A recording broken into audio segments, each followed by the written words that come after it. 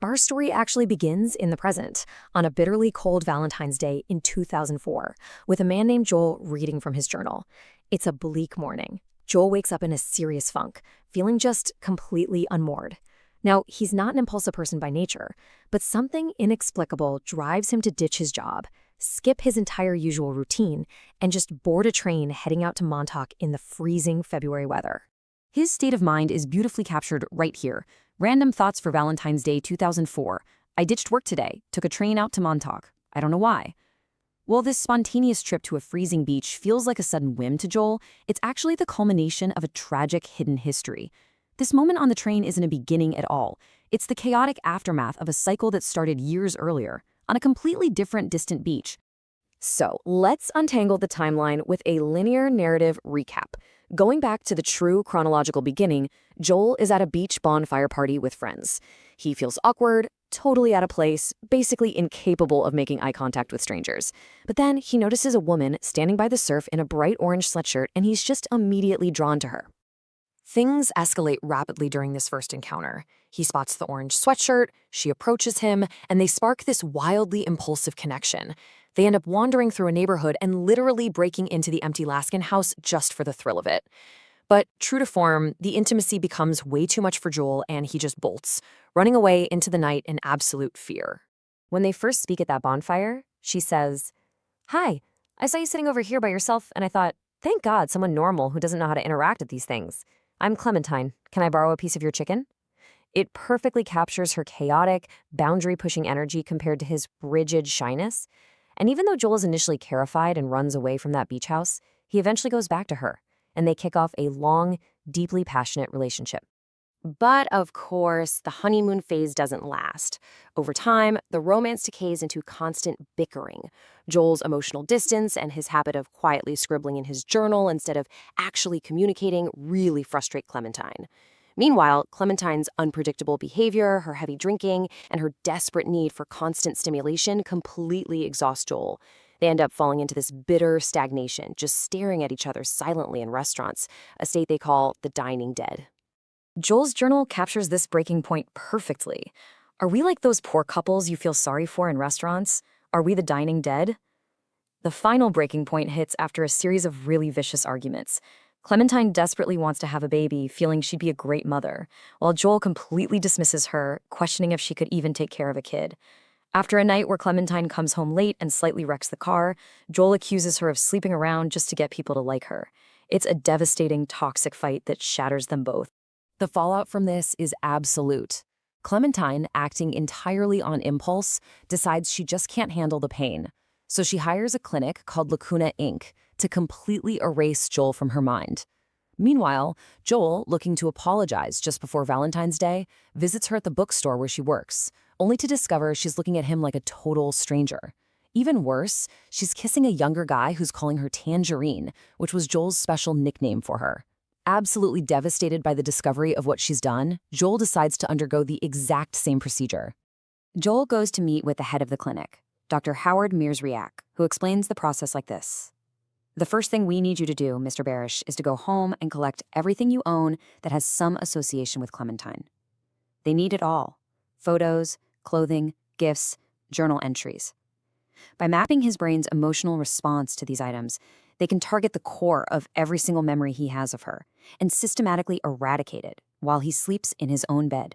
So that night, Joel takes his medication and falls asleep. Technicians Stan and Patrick arrive at his apartment to perform the memory wipe. But as the procedure kicks off, a really disturbing truth comes to light. While actively erasing Joel's brain, Patrick casually mentions to Stan that he actually fell in love with Clementine while erasing her memories. Patrick admits he stole her panties that night and is now actively using Joel's discarded mementos, his journals, his words, his jewelry gifts, to seduce the memory-wiped Clementine in the real world. Inside his own mind, Joel is completely paralyzed but entirely aware, and the erasure process works backwards. First, he's forced to relive the miserable recent arguments, stage 1, erasing the screaming matches about the crashed car and having a baby. Then, stage 2, they move through the dead, stagnant phases of the relationship. But as the technicians wipe away the bad stuff, stage 3 kicks in, and Joel is pushed backward into the happy, beautiful early memories of when they were deeply in love. As Joel hits these absolute happiest moments, like lying with Clementine on the thick ice of the frozen Charles River looking up at the night sky. He realizes he's making a terrible mistake. He doesn't want to lose her. But his body is asleep. Inside his mind, he's screaming out, "I want to call it off. I'll give you a sign. I want to call it off. Can you hear me? I don't want this anymore." But the technicians can't hear him, and the memories are just crumbling around him.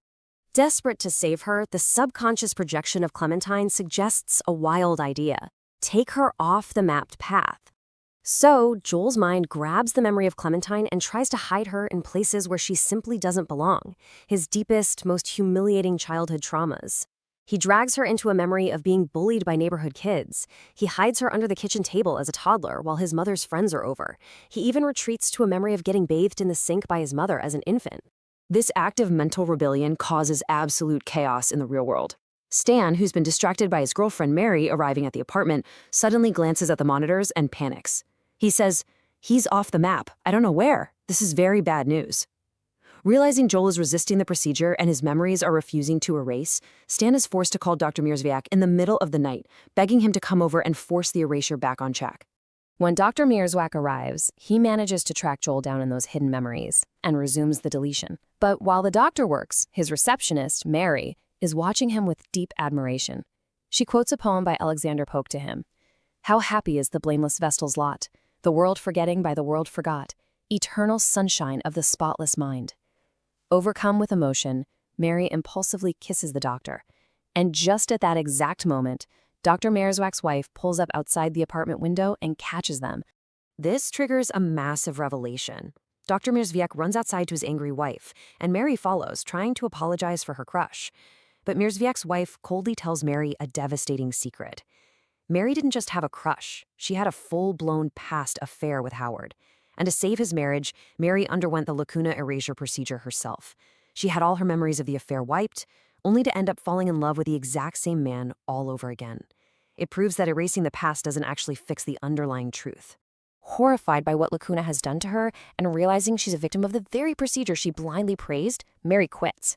She goes straight to the clinic, steals all the company's confidential cassette tapes, the pre-erasure interviews of every single patient, and mails them out. She includes a letter stating, "To all patients of Dr. Howard Mierzwiak, my name is Mary Suevo. To correct this, I'm sending everyone's file back to them."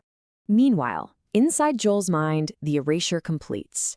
He shares one final, tragic, fabricated goodbye with Clementine in the crumbling beach house memory, where she whispers, "Meet me in Montauk." Which brings us to the reset. Morning arrives, and Joel wakes up with absolutely no memory of Clementine. But inexplicably, he ditches work and takes a train out to Montauk.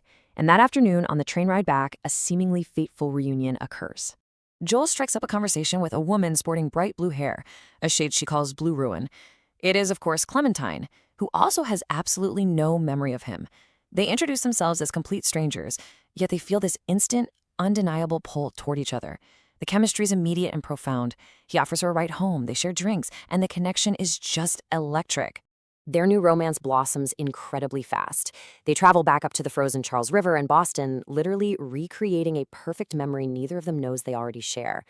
Clementine looks at Joel, entirely swept up in the moment, and tells him, "I'm going to marry you. I know it." They're completely infatuated, believing they've just found their soulmate. But reality comes crashing down the second they return to Joel's apartment, because Mary's stolen Lacuna tapes have arrived in the mail. They put the tapes in the player, and they're met with a horrifying comparison. First, they hear Clementine's voice detailing her absolute disgust for Joel.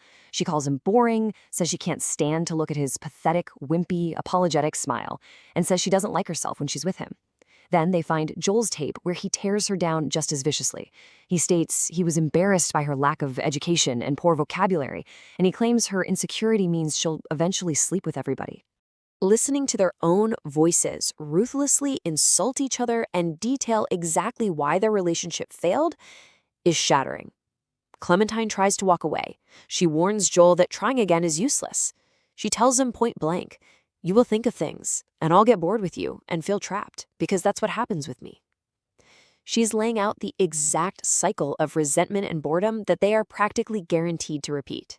Faced with the undeniable proof of their incompatibility and knowing exactly how painfully, bitterly, and tragically this relationship is destined to end, Joel simply looks at her and says, "Okay." He accepts the tragic cycle. He knows the pain that's coming, but the beauty of the experience is worth the inevitable heartbreak. They decide to try anyway. Which leaves us with a pretty profound question to chew on. Does knowing the end make the journey any less meaningful?